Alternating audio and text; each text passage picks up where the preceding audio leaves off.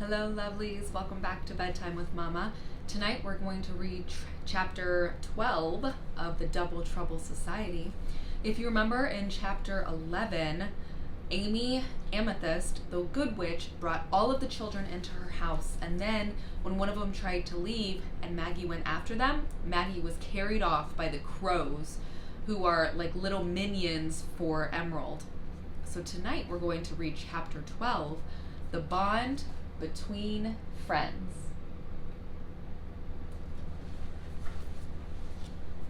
The hour that followed felt like an eternity to the children of Crowwood Peak. Jemima tried to tell everyone how brave she'd been when the crows had come for her. She simply couldn't understand why no one seemed to be listening to her story of heroism. And so she huffed away to sulk in the corner.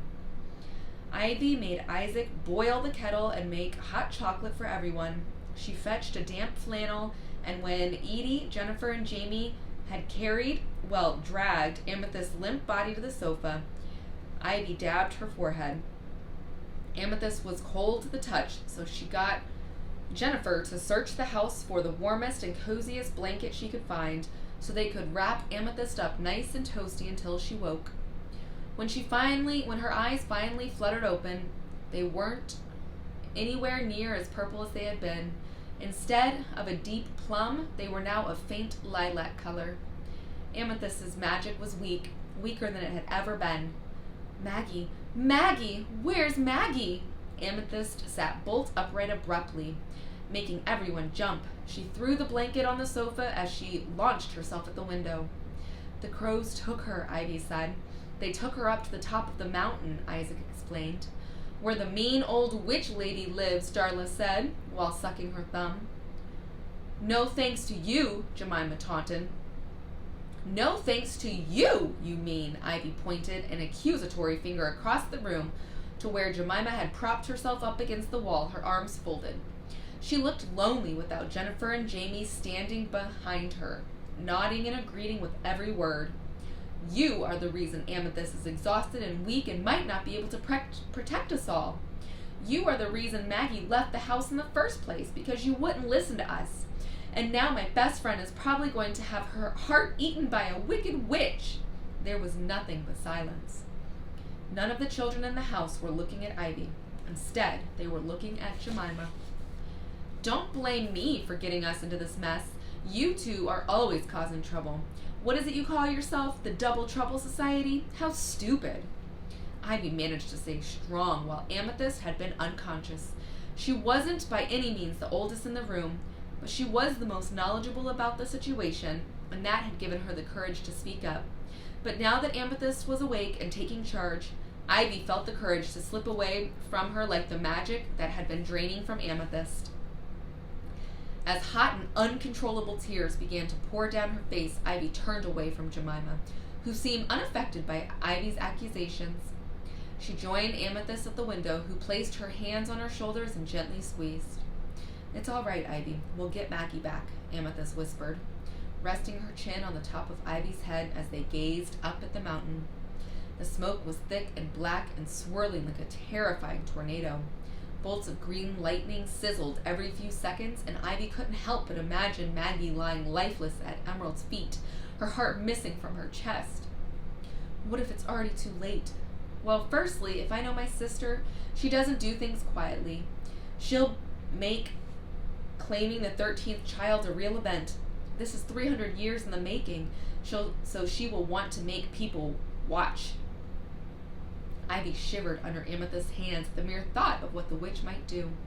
And secondly, Amethyst continued, you and Maggie are such good friends, the best of friends. You have a connection and a bond like sisters. If something had happened to her, you would have felt it by now. You would know. Ivy turned her head to Amethyst and raised an eyebrow.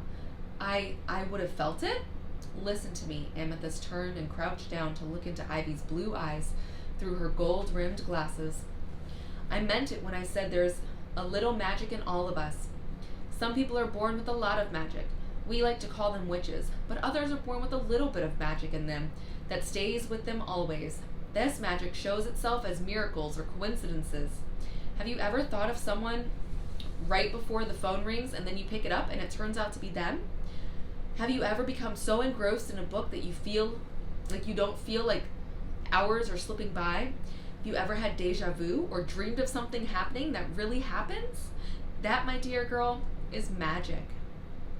And you think magic ties me and Maggie together? Ivy said, hopefully. Oh, yes, Ivy, I do.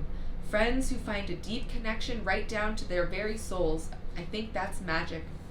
Friends who don't have to say anything to know what the other is thinking, who can spend days apart and then pick up right where they left off the next time they see each other, as if not a single second has passed. Friends who are more like family. Amethyst smiled and Ivy looked back to the window, fiddling with the ends of her very purple pleats. I reckon if you close your eyes and concentrate, you'll be able to feel Maggie's energy. How do I do that? Ivy asked, already focusing on her intentions towards the mountain, towards her best friend. Close your eyes and picture Maggie's face in your mind. Now remember what it feels like when Maggie is standing close to you. She's usually pretty hyperactive. She can never simply stand still and often makes me feel dizzy. Amethyst laughed. Good, that's good. Now think of that and try to amplify it. Make her energy as big and vibrant as you can. Ivy's fingers began to tingle like they did when she's been lying on them at night and had woken up with pins and needles. Then her whole body began to feel warm, like she had got into a nice hot bath after a day of outside in the rain. I think I can feel her, she murmured. Ivy, Amethyst said, her voice quiet. I can see her in my mind more clearly. Ivy, Amethyst croaked again. She looks like she's scared, Ivy said, but Amethyst gently took her wrist, and then Ivy opened her eyes.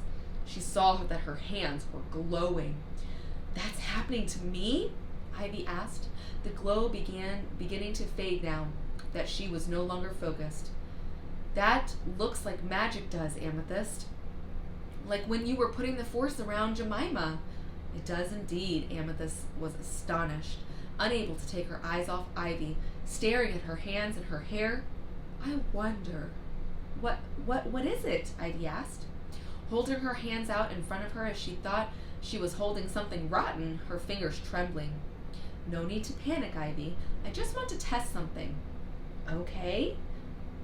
Amethyst made her way through the kitchen, through the children, to the bookshelf and picked up a book called Hocus Pocus for Those Who Can't Focus. I need you to concentrate very hard. Hands up in front of you like you've seen me do. Now, deep breaths and repeat after me. I wish I may, I wish I might. Amethyst began. I wish I may, I wish I might, Ivy said, her voice shaking. Create a spark of dazzling light. Ivy repeated the end of the spell, and a tiny little light about the size of a fairy light appeared in front of her hands. The children gasped in awe. The light was small and weak, but it was there nonetheless. Ivy had conjured a spell. Ivy had magic. Well, would you look at that? Amethyst snapped the book shut with a flourish that made Ivy jump so hard that the light extinguished itself with a little pop. The watching children cheered and applauded, all except Jemima, who rolled her eyes. How am I able to do that? I've never been able to do that before, ever, not even by accident, Ivy said with a little smile. I think the reason my magic is so weak and your hair is so very purple is because when I hit you with that spell, I gave you some of my magic to you and Maggie.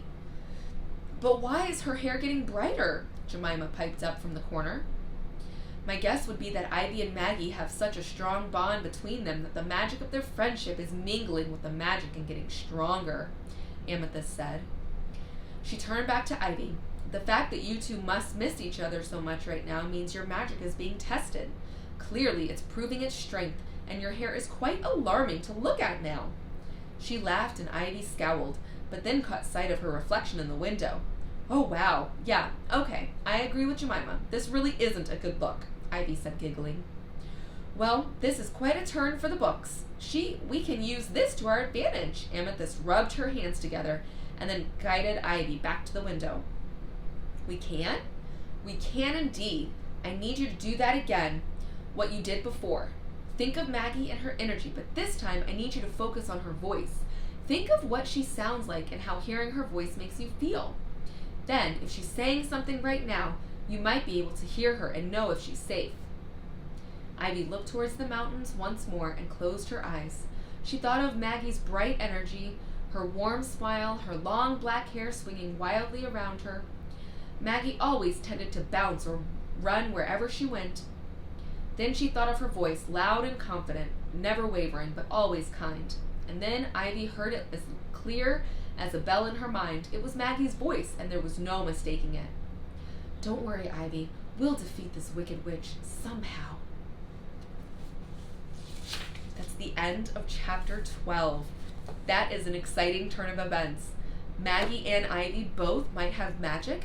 Does that make them witches? I can't wait to read chapter 13 with you next time. Sweet dreams.